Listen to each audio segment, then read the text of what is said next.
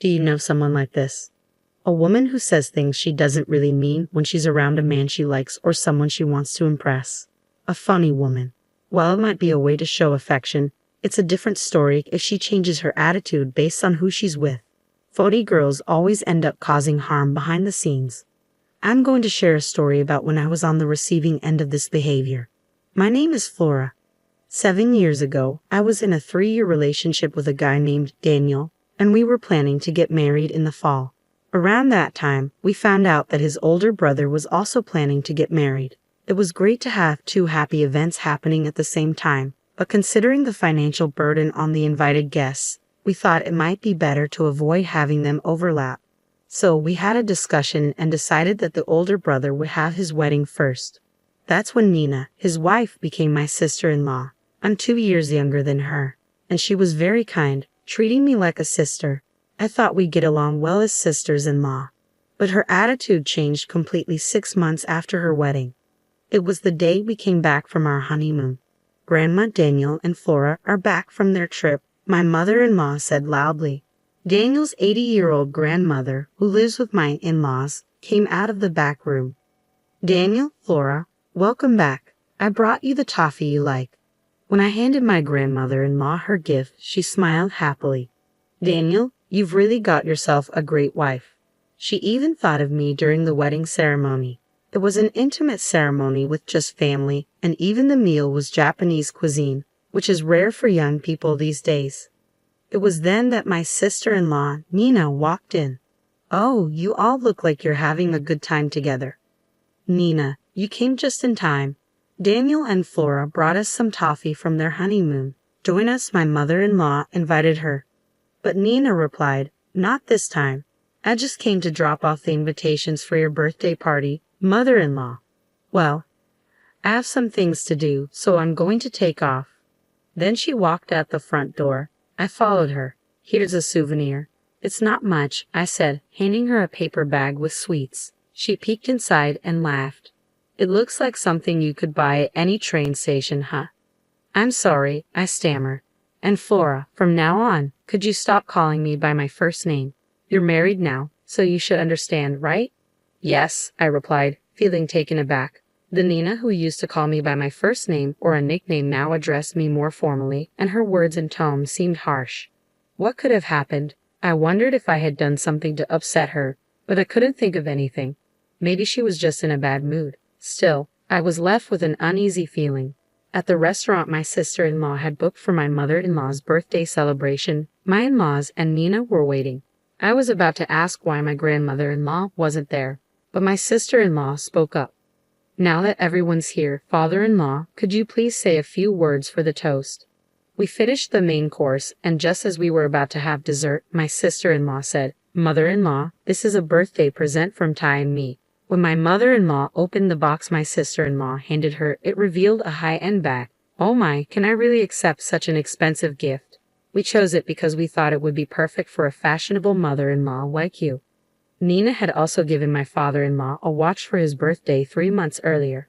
Seeing my mother-in-law's happiness, my sister-in-law looked at me with satisfaction. Flora, you have something too, right? Yes, I'm not sure how to follow that, but as my mother-in-law unwrapped the package I handed her, she exclaimed, Oh, how lovely. Did you make this, Flora? Yes, I enjoy sewing. I had given her a handmade apron. I remembered my mother-in-law saying before that she wished there were more fashionable aprons out there, so I made one to suit her taste.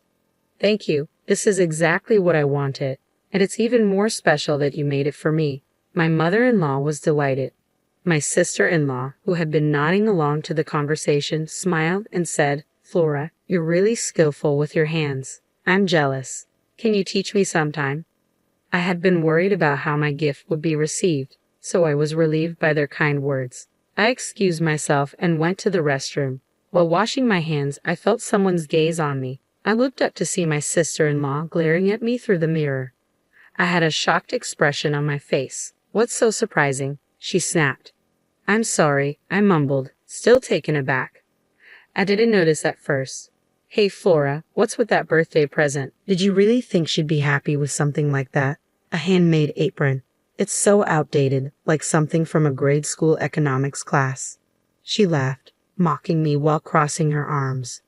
I feel like I'll catch your bad taste if I'm around you, she said, pinching her nose and making a gesture to fan away the smell before leaving the restroom. From that point on, my sister-in-law acted completely different when we were alone compared to when we were with family. My husband would just tell me not to worry about it and wouldn't take the issue seriously. Still, I continued to visit my in-laws' house to see my grandmother-in-law, who looked forward to my visits. Lately, I hadn't had any run-ins with my sister-in-law. Then one day, I received a message from her after a long time. I have something to tell you. When I went to my in-laws' house that day, my sister-in-law, who had come alone, was happily chatting with them. Nina is pregnant. It's a boy, my mother-in-law said joyfully. My in-laws already knew about my sister-in-law's pregnancy, but they had called us over so she could tell us in person. Feeling mixed emotions while my in-laws beamed with happiness, I pretended to make tea and went to the kitchen. Even so, I couldn't help but listen to the conversation in the living room. Actually, there's something I'd like to ask, my sister-in-law said. What is it? Don't be shy, just say it. Well, I talked to Ty about it, and we were wondering if we could live here with you after the baby is born. So, here's a proposal. If the family grows, it might become a little cramped, so we would appreciate it if we could renovate the house. Of course, we'll cover the expenses. She suggested this humbly, but I felt she might have had another motive. Unaware of this, my father-in-law said, I appreciate the sentiment, but wouldn't we all end up being overly conscious of each other? My father-in-law said, you don't have to worry about us, but why don't you just build your own house? If it's about money, we'd be happy to help. Right, honey? Yeah, that's right, my mother-in-law agreed. Upon hearing my in-law's words, my sister-in-law said, really? Are you sure? That's too bad. I was looking forward to living together. This was probably all part of her plan. My sister-in-law came over to me in the kitchen with a smug look. Did you hear that? My father-in-law is going to give me the money for my own house. She casually revealed that she never had any intention of living with her in-laws from the start. My future is secure now. I have a husband who works at a top-tier company, a new house, and a son on the way. Plus, I've got my in-laws on my side. You really picked the wrong person to mess with. Excuse me. Being friends with that old woman won't get you anywhere, she added. Unable to hold back any longer, I raised my voice. Nina, that's completely inappropriate. Don't be so loud. Everyone will hear you, she whispered in my ear. God must be watching over me. After all, he made sure I, as the eldest son's wife, would have a child before you. I didn't immediately understand what my sister-in-law meant, but then I realized something. How did she know about it? Only my husband and grandmother-in-law should have known. Suddenly, my grandmother-in-law walked up. What are you two talking about? Oh, it's nothing, my sister-in-law replied with a fake smile before quickly returning to the living room.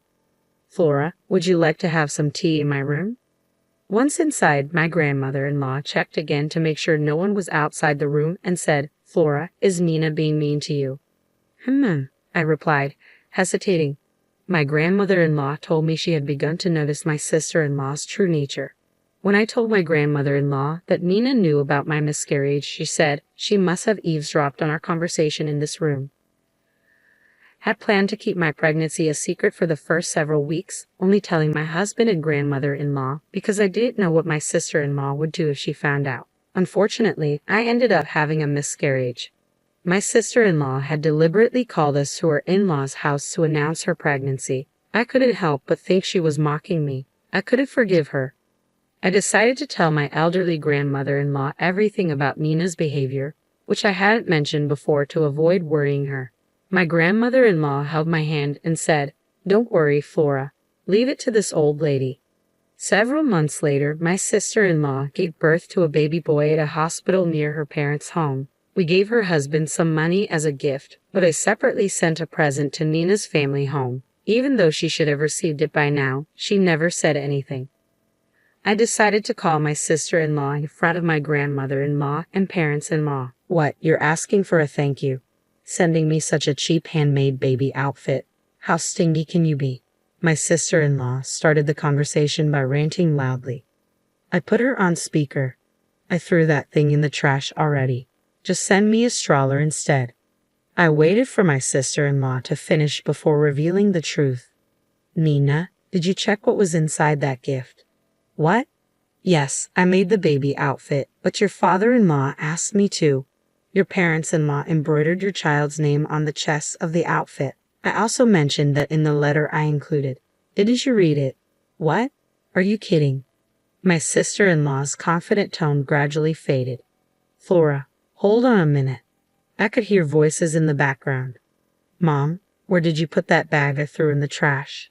What bag? What was in it? Just look next time.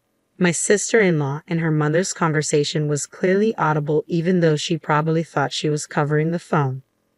I'm sorry, Flora. There was a little misunderstanding. Suddenly, my sister-in-law's tone changed to a more humble one. It seems my mom accidentally threw it away, mistaking it for trash. If our in-laws find out about this, they'll be upset. My sister-in-law made endless excuses and ultimately asked me to make the same baby outfit again. Flora, I'm sorry for being so harsh before. I didn't mean anything by it, so please just help me out this time. Nina, who had said many hurtful things to me, was now trying to butter me up. All right, I'll do it just this once, considering your parents-in-law's feelings. I hung up the phone after saying that. Now you see, that's her true nature, my grandmother-in-law, who had been listening nearby, said to my parents-in-law. Actually, before giving birth, my sister-in-law had bailed on my grandmother-in-law's birthday party, claiming she was sick. My grandmother-in-law had told my parents-in-law and Ty about Nina's true colors. I can't believe Nina would do such a thing, my parents-in-law said, their skepticism dissolving as they listened to the phone conversation. They were dumbfounded, moving beyond anger, knowing that the outfit made with love by the family had been thrown in the trash. The tables had turned. Unaware of the situation, my sister-in-law Nina came to our parents-in-law's house with her husband and their newborn child. We couldn't confront her while our in-laws were meeting their first grandchild for the first time, so Daniel and I greeted them with casual smiles.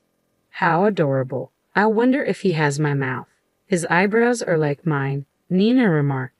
Watching my in-laws, who couldn't help but adore their grandchild, I thought the phrase, they wouldn't feel pain even if their eyes were poked, truly applied here.